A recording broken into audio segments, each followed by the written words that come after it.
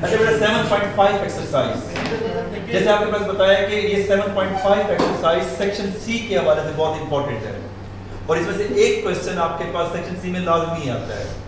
Theorem, practical geometry और 7.5 5 सवाल total बनेंगे, 5 में 3 करने हैं, 3 थ्योरम आएंगे, ठीक है, एक सवाल प्रैक्टिकल ज्योमेट्री में से आएगा और 1 क्वेश्चन 7.5 एक्सरसाइज में से आता है। Yes sir. तो इस एक्सरसाइज को आपने 100% परफेक्ट करना है ताकि जब आपको पता भी इसमें से एक सवाल 8 नंबर का आ रहा है, ठीक है। यहाँ पे स्टेटमेंट क्या दी है, find the angle of elevation. Angle बेटा दो टाइप्स के होते हैं, एक आपके पास होता है एलिवेशन, एलिवेशन वो एंगल होता है जो नीचे से ऊपर की तरफ जाए, ये एलिवेशन है। एलिवेशन आपके पास कौन सा है, जो नीचे से ऊपर की तरफ जाए, और एक होता है angle of depression. Angle of depression क्या होता है, जो ऊपर से नीचे की तरफ आता है।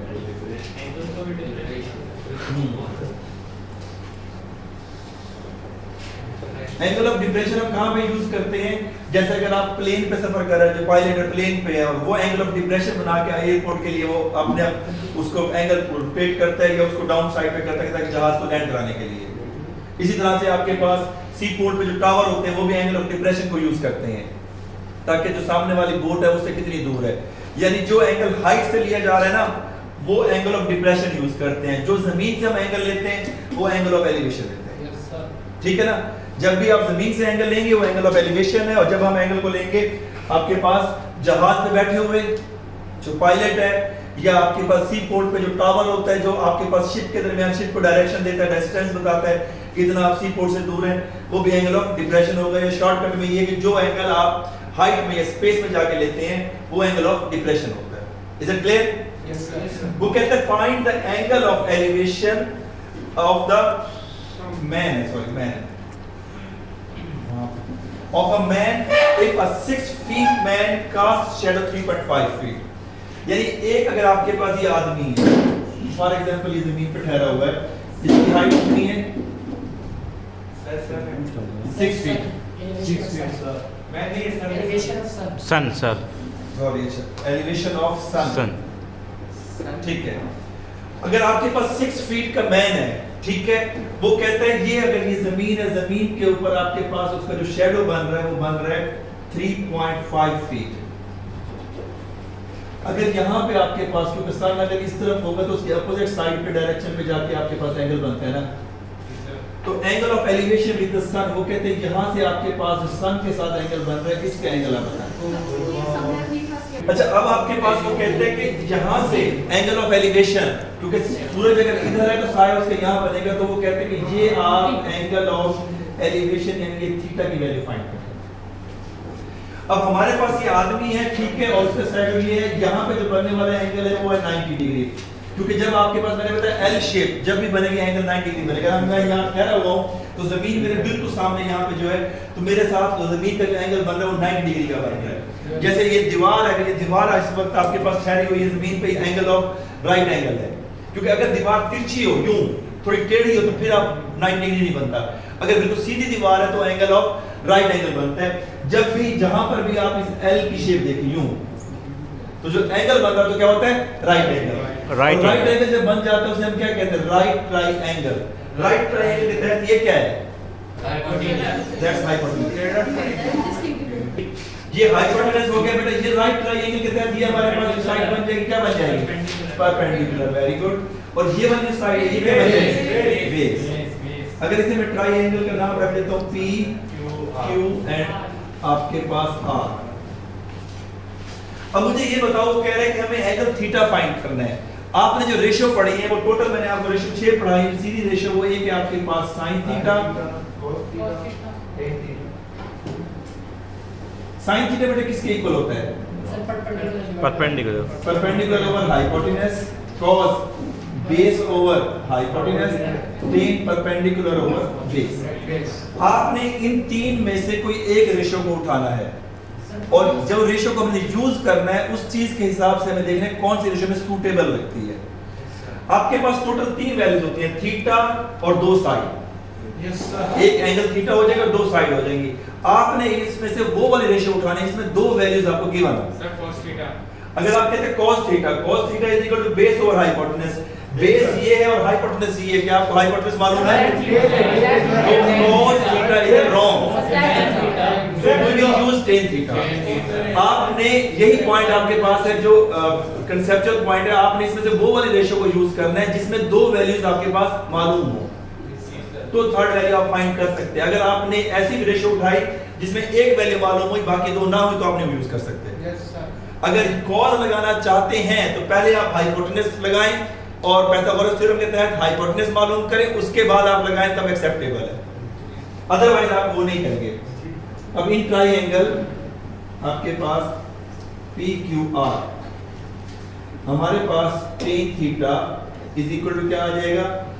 R क्यूब, जो हमारे पास इस वक्त परपेंडिकुलर ओवर बेस क्या है? PQ। इसकी वैल्यूज पुट करते हैं बेटा, 6 over 3 tan theta is equal to 6 over 3.5 और थीटा इज इक्वल टू आपके पास tan इनवर्स 6 ओवर 3.5। आप इसकी वैल्यू निकाल लेंगे तो वो हमारे पास थीटा आ जाएगा। कैलकुलेटर आपके पास है इस वक्त, कैलकुलेटर इसकी वैल्यू निकालें और मुझे बताएं। tan फिर 6 डिवाइडेड बाय 3.5 क्या आता है? जब आप थीटा करेंगे तो क्या आ जाएगा कि tan इनवर्स ये वैल्यू, उसके बाद डिग्री और मिनट का बटन प्रेस करेंगे तो ये वैल्यू आ जाएगी। Okay sir, complete. अच्छा, क्वेश्चन नंबर 2 की स्टेटमेंट मेरे पास लिखने का टाइम नहीं है, मैं यहां डायरेक्ट समझा रहा हूं। अ ट्री ऑफ 40 मीटर, एक बेटा आपके पास ये ट्री है जिसकी हाइट वो क्या बता रहा है? 40 मीटर है, ठीक है। A tree cast of 40 meter shadow when the angle of elevation is 25 degree, क्योंकि cast, सॉरी मैंने यहाँ पे डायग्राम बनाते हुए थोड़ी सी मिस्टेक की है, वो कहता है a tree cast 40 meter shadow, 40 metre उसकी हाइट नहीं है, उसका शैडो 40 मीटर है। नीचे होता है, शैडो आपके पास जमीन पे होगा और यहाँ पे उसके बाद ये 40 मीटर उसका शैडो है, ठीक है। और क्या कहते हैं? एंड आपके पास when the elevation of the sun is 25 degree, जैसे मैंने आपको पहले बताया था कि यहाँ पे आपके पास सन है तो इसके साथ जो एंगल ऑफ एलिवेशन बन रहा है ये एंगल आपके पास कितने डिग्री का बन रहा है? 25 है। एंड आपके पास पूछ क्या रहा है? Find the height of the tree. Height of the tree क्या है? ट्री हमारे पास ये है, हाइट और परपेंडिकुलर सेम हो जाएगा। अगर मैं ट्राइएंगल बनाता हूं ए बी और सी, पहले मैं लिखे तो इन राइट ट्राइएंगल आपके पास ए बी सी। बेटा मुझे हाइट मालूम करनी है, इन तीन रेशो में से कौन सी रेशो को यूज किया जाएगा? सोच के बताइए। सर फर्स्ट वाली, for example 1 by 1 tan theta क्यों करेंगे बेटा यूज? सर जी हमारे पास हाइपोटेन्यूज नहीं है, हमारे पास बेस है और हमने परपेंडिकुलर फाइंड करना है हाइट। गुड, क्योंकि हमारे पास परपेंडिकुलर हमें फाइंड करना है और बेस हमें मालूम है। अगर हमें हाइपोटेनस दिया हुआ होता तो फिर हम कौन सी रेशियो यूज करते हैं? सर क्या चीज नहीं? अगर ये हाइपोटेनस आपके पास ये वाली चीज आपके पास दी हुई होती और फिर साइन लगता। बेटा साइन है परपेंडिकुलर ओवर हाइपोटेनस। आपने इसी चीज का ख्याल रखना है कि जो आप ए भी परपेंडिकुलर तो नहीं है, ए भी तो बेस है। बेटा ए भी बेस है लेकिन मुझे परपेंडिकुलर चाहिए। मैंने कहा अगर हाइपोटेनस दिया हुआ होता, अब मेरी बात समझे नहीं है, अगर मैंने परपेंडिकुलर या हाइट को फाइंड करना है, मुझे बेस की बजाय हाइपोटेनस की वैल्यू दी गई होती तो मैं कौन सी रेशियो यूज करता? तो यहां पे tan आएगा आपके पास, tan theta is equal to आपके पास क्या आ जाएगा बेटा? BC over AB। अब आपके पास वैल्यूज पुट करते हैं, tan थीटा की वैल्यू क्या है?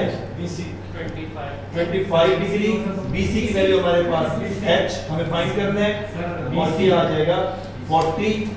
अब हमें जो वैल्यू निकालनी है BC 40 से डिवाइड होने के बाद क्या हो जाएगा? तो 40 आपके पास tan 25 degree is equal to h। Calculator पे इसकी वैल्यू निकाल के आती है बेटा। 40 tan 25 18.65। अब यहाँ पे जो यूनिट यूज करना है ना, उस यूनिट को यूज करने वक्त आपने ख्याल करना है कि उसने आपके पास जो यूनिट पहले दिया गया वो यूज करना है। अगर जो मीटर दिया गया है तो आप यहाँ पे मीटर लिखेंगे, अगर फीट दिया गया है तो फीट लिखेंगे, अगर सेंटीमीटर दिया गया तो सेंटीमीटर लिखेंगे। All of you clear? Yes, sir. That's specification.